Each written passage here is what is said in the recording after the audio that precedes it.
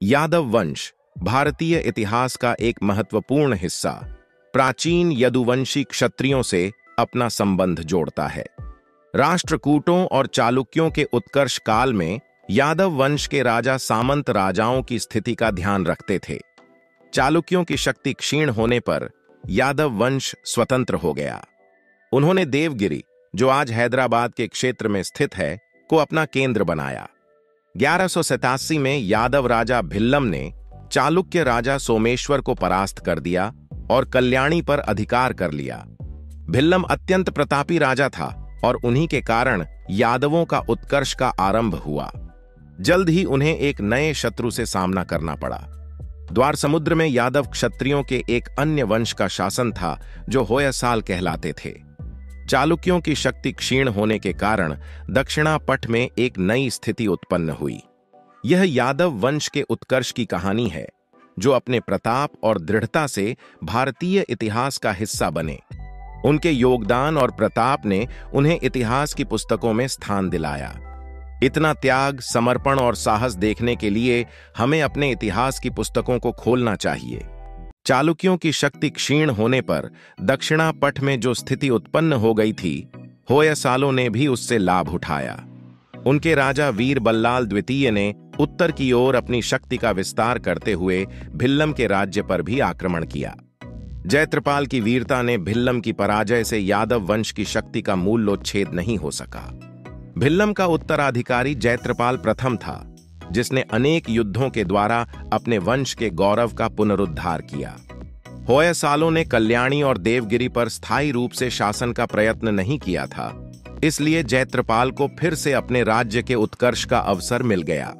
उसका शासनकाल 1151 से 1210 तक था। अपने पड़ोसी राज्यों से निरंतर युद्ध करते हुए जयत्रपाल प्रथम ने यादव राज्य की शक्ति को भली भांति स्थापित कर लिया।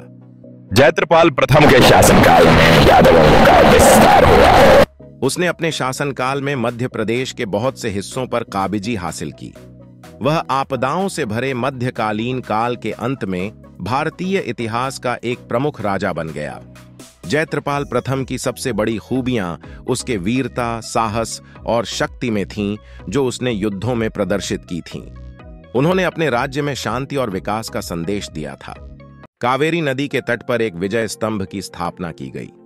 यादव राज सिंघन एक विशाल साम्राज्य का निर्माण करने में सफल हुए थे। उनकी अधीनता में कावेरी तक का दक्षिणी भारत, विंध्याचल के उत्तर के कुछ प्रदेश उनके अधीन थे। सिंघन न केवल अनुपम विजेता थे, बल्कि विद्वानों का आश्रयदाता और विद्या प्रेमी भी थे।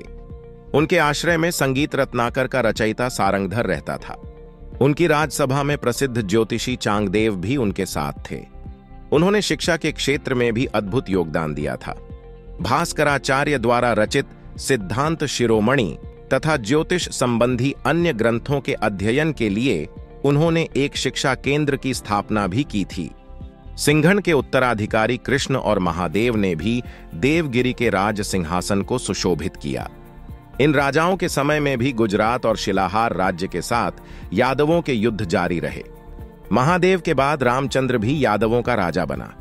यादवों की साम्राज्य व्यवस्था ने दक्षिण भारत के इतिहास में अपनी विशेष छाप छोड़ी है।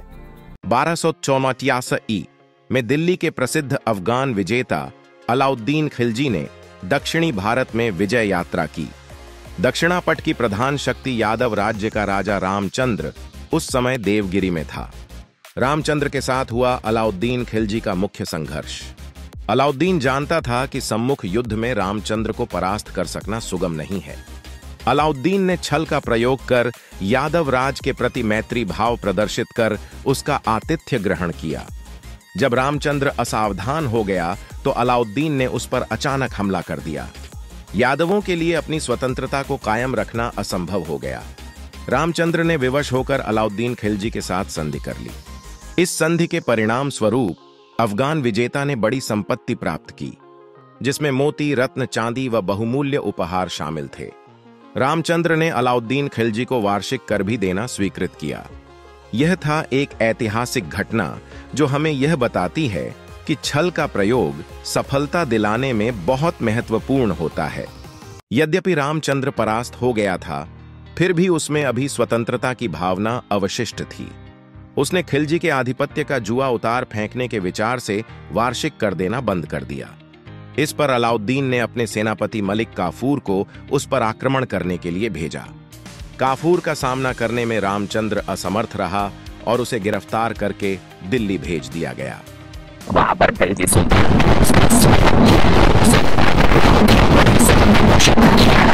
अलाउद्दीन रामचंद्र की शक्ति से भली भांति परिचित था और इसीलिए उसे अपना अधीनस्थ राजा बनाकर ही संतुष्ट हो गया। पर यादवों में अपनी स्वतंत्रता की भावना अभी तक भी विद्यमान थी। रामचंद्र के बाद उसके पुत्र शंकर ने अलाउद्दीन खिलजी के विरुद्ध विद्रोह किया। एक बार फिर मलिक काफूर देवगिरी पर आक्रमण करने के लिए गया। शंकर ने 1312 में वीरगति प्राप्त की। 1316 में जब अलाउद्दीन की मृत्यु हुई तो रामचंद्र के जामाता हरपाल के नेतृत्व में यादवों ने एक बार फिर स्वतंत्र होने का प्रयत्न किया, पर उन्हें सफलता नहीं मिली।